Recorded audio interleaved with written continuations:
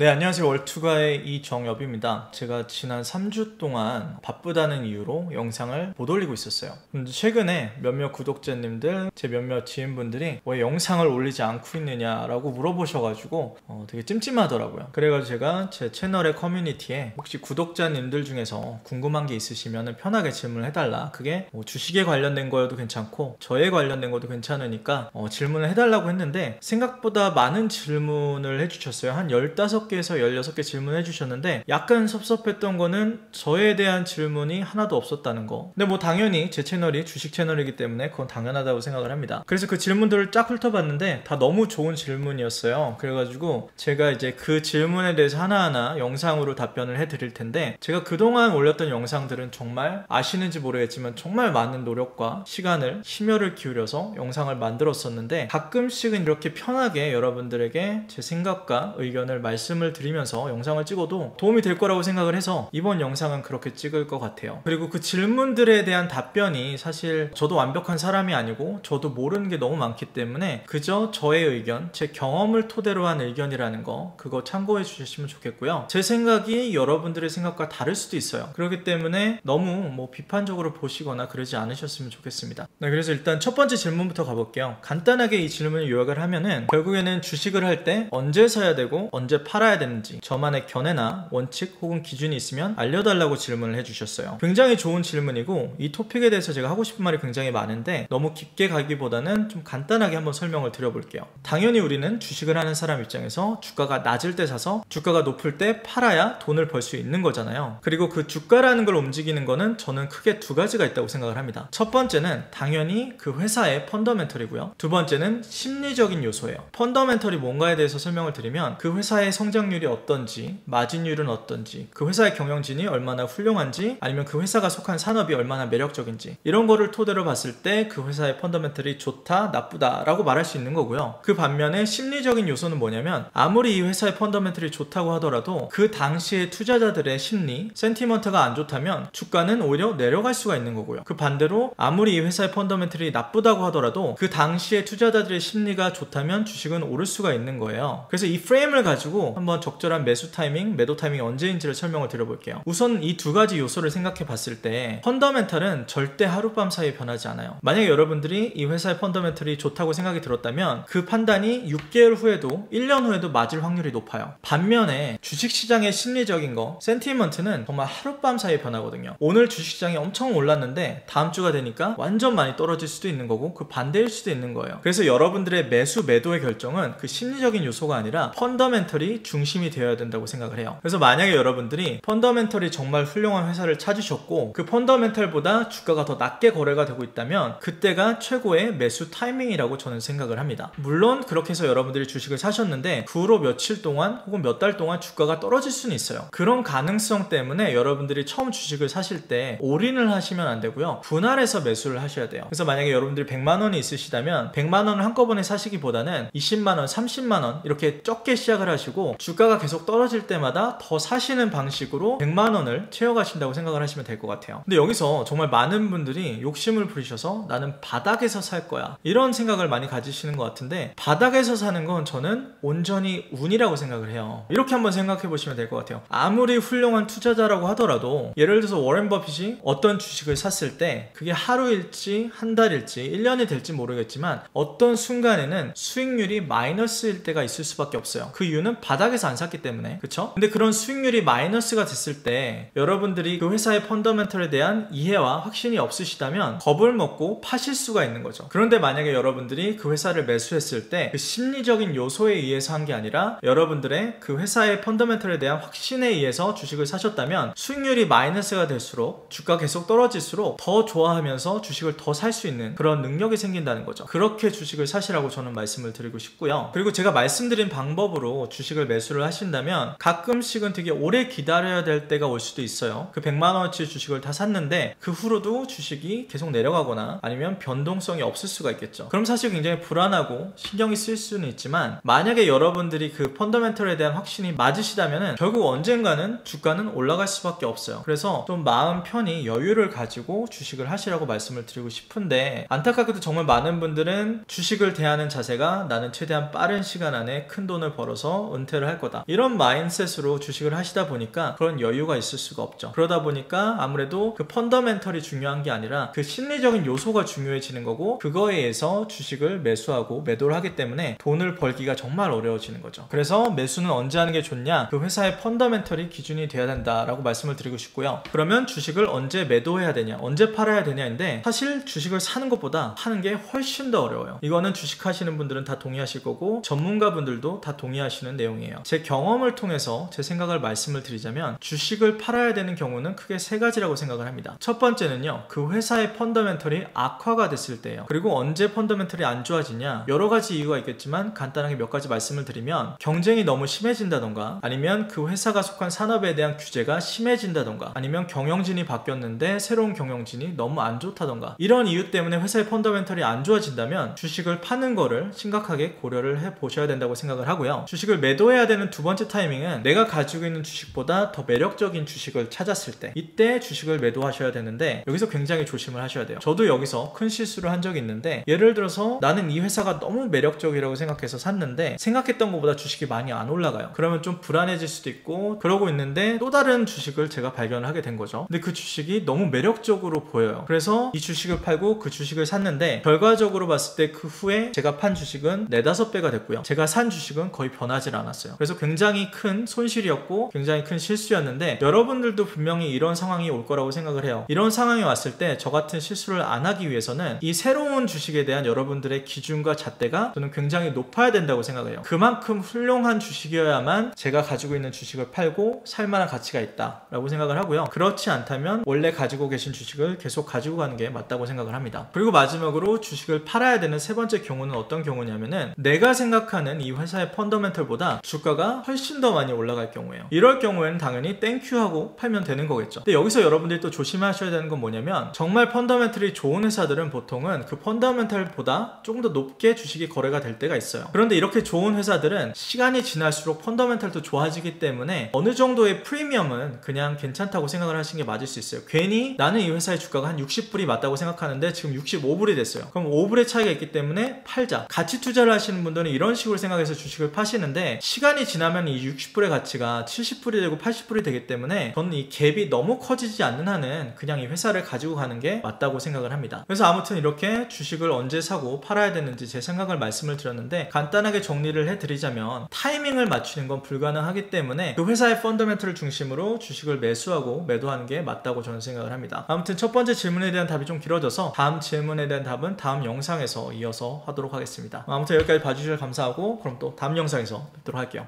감사합니다.